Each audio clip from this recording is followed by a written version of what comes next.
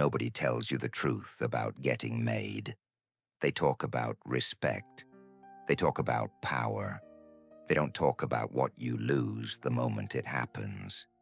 Because once you're made, there's no stepping back, no half in, no disappearing when things get hot. This isn't about how guys rise. It's about what being made really costs, and why most guys don't survive it the way they think they will. There was no announcement, just a shift. Your sponsor went on record with you. That meant something simple and final. You belonged to him. No one else could give you direction. No one else could touch you without consequence.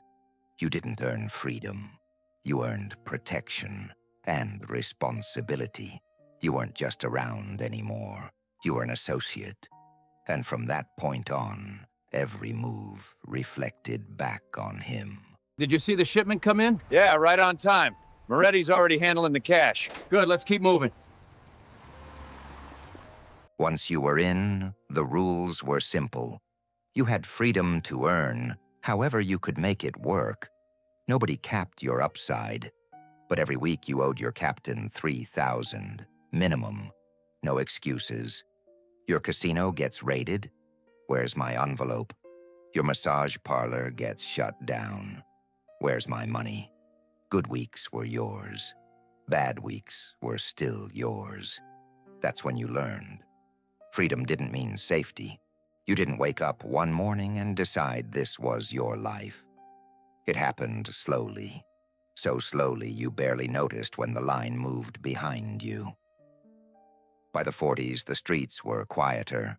Not safer, quieter. The men who lasted understood that silence wasn't weakness.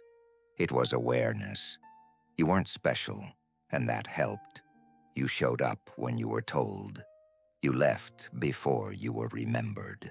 Now you're trusted with pieces already running, not ownership, caretaking. If it hums, you're smart. If it stumbles, you're careless. If it collapses, it's on you. You're not just earning anymore. You're insulating the people above you. That's what associates who last actually do. And once you're on record, standing still looks like weakness. You start spreading out. Cards, numbers, a back room, nothing flashy. Nobody asks questions until the envelope feels light. So you bring in a guy, not your guy, someone you vouch for. That word matters. If he talks, moves wrong, or gets sloppy, your name gets mentioned before his. Now you're earning and managing. Your captain stops asking how things are going. He asks who's running what. That's how you know you've moved. Your envelope stays steady, sometimes heavier. Nobody congratulates you. You just get leaned on more. Now you're told to straighten things out, not scare anyone, just handle it. That's a test most guys don't pass. You sit closer now, still quiet, still listening. You learn who kicks upstairs, who's always short, who's tight with their book. You don't comment. You file it away. Power doesn't come with titles. It comes with access. Which rooms stay open. Which conversations don't stop. Which doors don't need knocking anymore. You've got guys now, a driver, a collector, someone who knows when to keep his mouth shut. You don't call it a crew. You just say, the guys. Your captain watches how you handle them, who you protect, who you correct, who you cut loose. Cutting someone loose tells him more than bringing them in. The call comes late. It's your captain. Get dressed. Meet me at the place. Wear your shiny shoes. That's it. No explanation. Your heart jumps. This has to be it. The casino's been running like clockwork. Every envelope on time. No beef. No noise. No mistakes. You grab your best suit, hands shaking just enough to notice. You don't rush, but you don't waste a second. You walk in and feel it immediately. Everyone's here, not talking, waiting. Faces you've only ever seen from a distance. Names you've never said out loud. Nobody smiles. Nobody explains. You stand where you're told. Your shoes shine under the light. Your throat's dry. This is it. You don't need anyone to say it. Some moments don't come with instructions. They come with consequences. The room smells like smoke and old wood. On the table, laid out plain, are a gun and a sword. No ceremony, just facts. Someone says it slow, so it lands. This thing comes before your mother, your wife, your kids. Nobody looks at you when they say it. They don't have to. The weight of it presses into your chest. You nod once. Anything more would be weakness. Someone asks if you know why you're here. You answer carefully. Short, respectful, no speeches, no promises. They're not testing your words. They're watching how you hold yourself while you say them. Your hands stay still. Your voice stays even. That matters more than the answer. They talk about rules you already know, not because you need to hear them, but because this is the last time ignorance would matter. No freelancing, no reaching where you don't belong, no embarrassing the family. Each rule lands heavier than the last, not because it's new, but because now it applies forever. You're asked if you're willing to stand by it, all of it, even when it costs you. You don't hesitate. Hesitation is louder than refusal. You say yes, once. That's enough.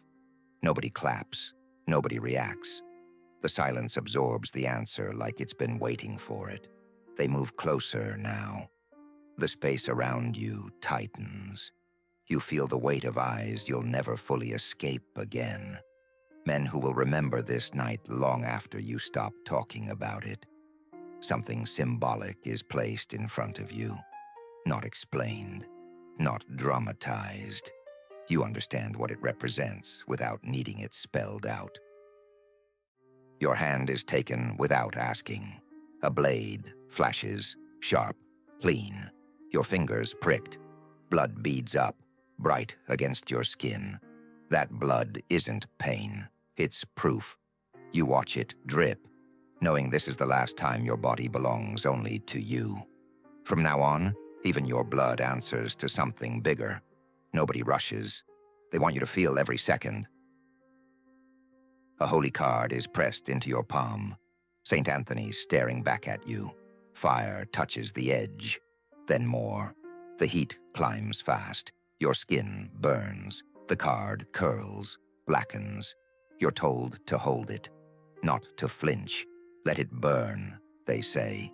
Pain spreads through your hand, and you understand the lesson immediately. Betray this thing, and you burn worse than this. You repeat words that bind you forward, not backward. This isn't about the past. It's about what you'll be held to from here on out. You promise loyalty, discretion, obedience to the structure above you. The words are plain. That's intentional. Plain words leave no room to hide. When it's done, nothing explodes. No celebration, no relief. The room exhales, just barely. You feel different immediately. Not powerful, heavier. Your name now carries weight you didn't have to carry before. And weight doesn't ask permission before it settles in. You leave the room the same way you entered, quietly. The street outside looks the same. Cars still pass, lights still flicker, but you know better. From this point on, you don't just answer for yourself. Every move reflects back on the people who stood behind you. That's the real initiation, and there's no stepping out of it. One by one, men nod. Some shake your hand, some don't. Each gesture means something different, and you'll spend years learning which ones matter most. Your sponsor speaks your name, introduces you as his. That's when it hits you. You don't just belong now. you're accountable. If this made sense to you, you're already one of us. You know how this works. Stay around. Subscribe so you don't miss the next one. If something in this hit close, leave a comment. Keep it respectful. No noise, no games. And if you want the deeper breakdown, the full material is in the description. Read it when you're ready. That's it.